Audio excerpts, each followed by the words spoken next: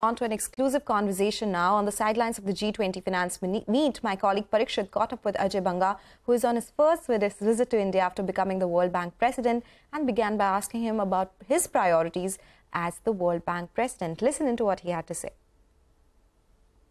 Well, I've just taken over 6 weeks ago, and I'm very clear that the first thing to do is to redefine the vision and the mission of the bank, and to make it very clear that what we're trying to do is to eradicate poverty, but on a livable planet. And what I mean by livable planet is to bring in the aspects of dealing with climate change and pandemics and fragility as well. The second thing we're working on is the capital adequacy framework and specific ideas of that.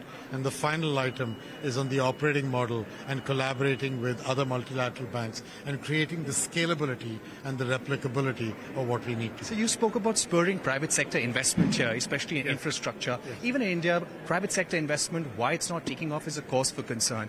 What would be your recommendation? Well, I think, it's very easy to talk about how the private sector will come and fund everything. The reality is right now, with what's happening with interest rates and with the IRA Act in America and with what's going on in Europe, private sector money is literally flowing into the developed world even more than it is into the emerging markets. And so there's a lot of work to be done to make it attractive for them to come here.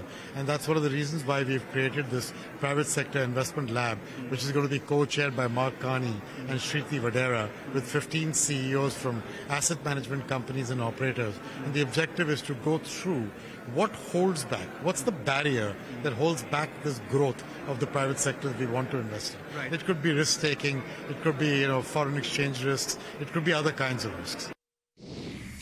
Okay, all right. With that, we'll slip into a break. Up next, we'll get you all the cues from the commodities market. Stay tuned for that.